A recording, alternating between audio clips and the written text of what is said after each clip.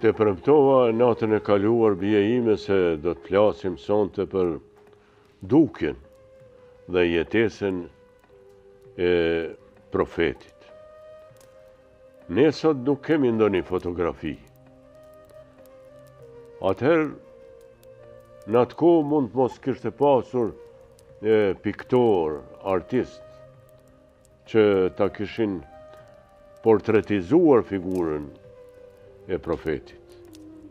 Mirë po, gjatë gjithë jetës së tij, ai nuk pati dëshirë që të pikturoj apo dhe të fotografoj, sepse mezi kishte arritur të heste nga qabja 360 idhuj, të bërë nga balta, nga druri, nga argjili, e bile figurat të mëdha që ju përkuleshin njerëzit para islamit.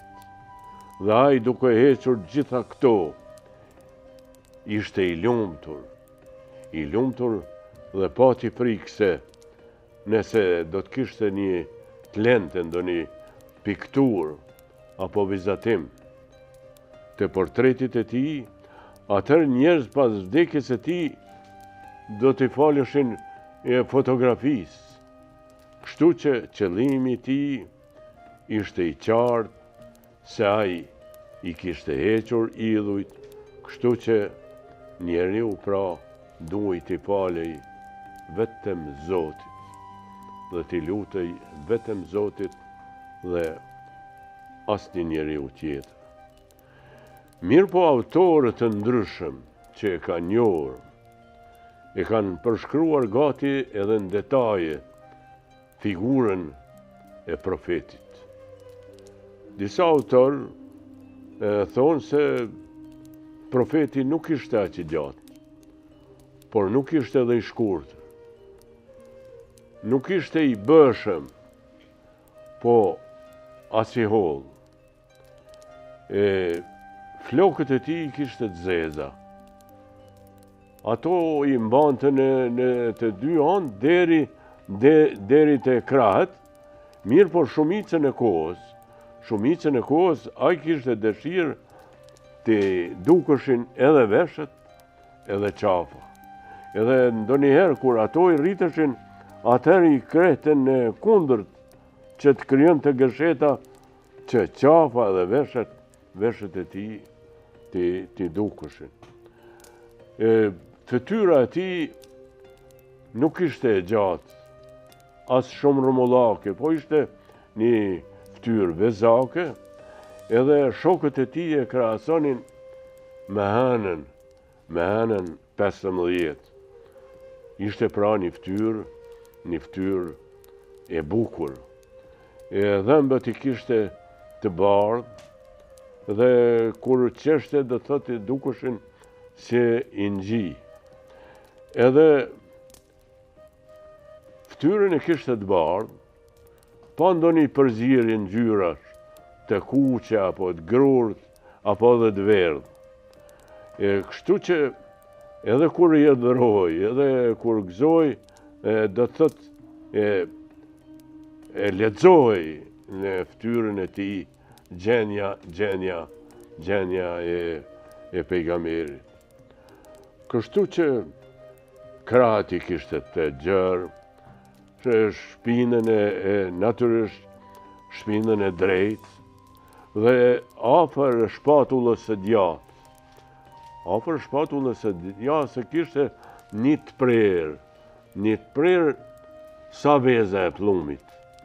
Dhe rreth asaj prerje, sa veza e pllumit kishte disa qime të zeza, të cilat ajo shenjë ishte shenjë e profecisë së tij si pejgamber, si i dërguar prej Zotit, njeri pra që i kishte dërguar fjalët e Zotit, ajetet, dhe të cilat ishin të fola edhe mram, të cilat ishin tubuar në musaf.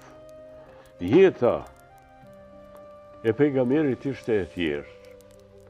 Ai jetonte në një shtëpi e ndërtuar prej baltë, e mbuluar me gjethe hurmash, ndërsa në shtrat kishte një lëkur ku binte ose dhe ndonjë kasht e hurmave. Kjo ishte, do të thotë, jeta e tij. Ushqimi i tij ishte i thjesht. Ai, do të thotë, shumicën e kohës hante hurma edhe qumsht. E pëlqente shumë mjaltin edhe mishin, të cilat i përdorte për festa. Zonja Ajshe, do të thotë, bashortja e tij, tregon në një rast, thotë, pejgamberi e solli 100 edhe ne e ndam 100-in edhe e shpërndam në përfëqin, dhe kur erdhi pejgamberi pyeti se çka keni bërë, i tham se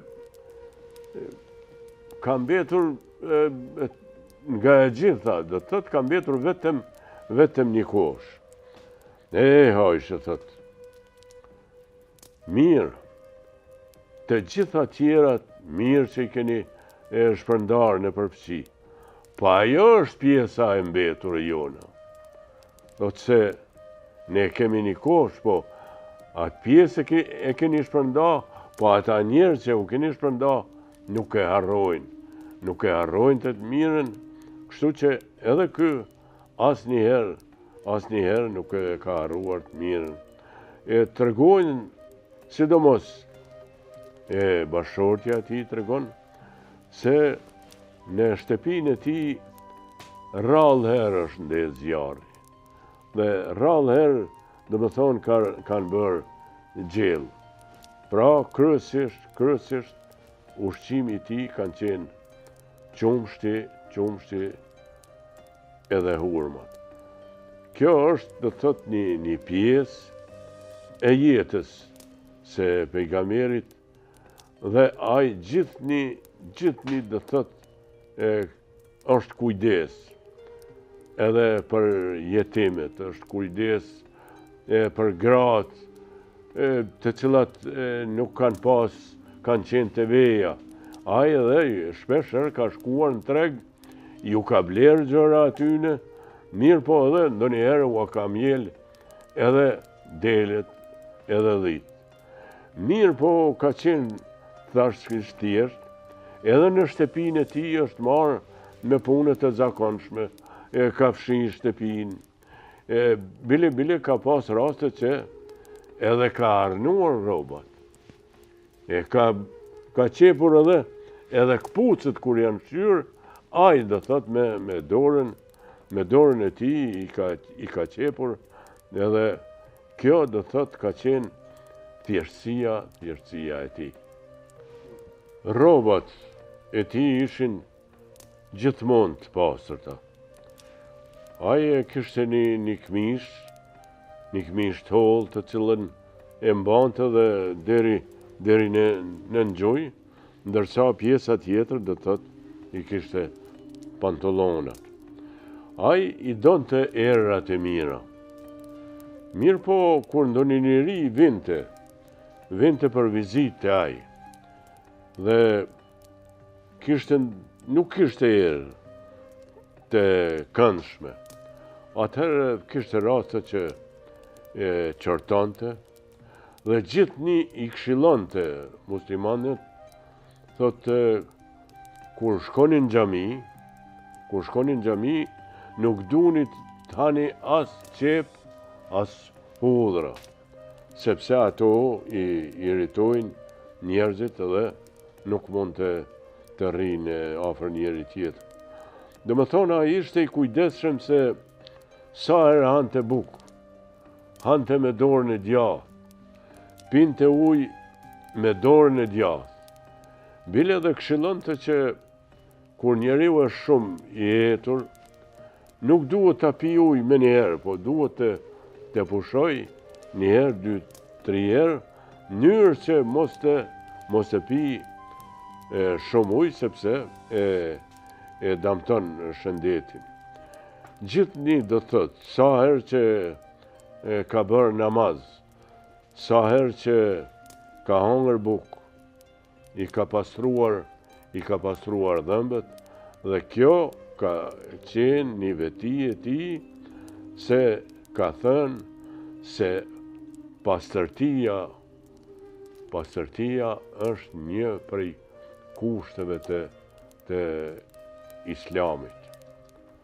Në thotë, këto janë disa karakteristika të jetës së profetit, i cili gjithni do thotë është kujdesur për shtëpinë e tij, për fisin e tij, duke ju ndihmuar me ato që ka arritur, ti ndihmoj që ata mos ta ndinë veten keq. Pra kjo ka qenë një prej qëllimeve të tij, që të gjithë muslimanët janë të barabartë dhe të gjithë duhet të kontribojnë në pastërtinë e tyre, qofshin në shtëpi, po qofshin edhe në foltore. Pejgamberit pia ime i pëlqenin edhe lëvizjet trupore. Ai kur ecte, dukuj se po zbristen nga një kodër në fush. Dhe ata që ecnin me te, ata duhet vraponin në mënyrë që t'ishin krahas me te. Thash ato lëvizje që i ka bërë, do thotë i ka bërë shpesher edhe me bashortën e tij, edhe kanë bërë gara. Kanë bërë gara se cili po vrapon ma shumë. Edhe njerë, do thotë kur ka vrapuar, me Aishën ka fituar pejgamberi. Herën e dytë ka fituar Aishja. Do thotë kjo ishte një pjesë e jetës së tij, e cila sot dhe kësaj dite ka lënë një përshtypje të një njeriut. Edhe pse të jetë i ditur, edhe pse profet, një njeri shumë i thjesht, edhe ka jetuar thjesht. Pra bija ime, natën tjetër do të flasim përsëri për pejgamberin Muhamedin alayhi salam. E tash, natën e mirë.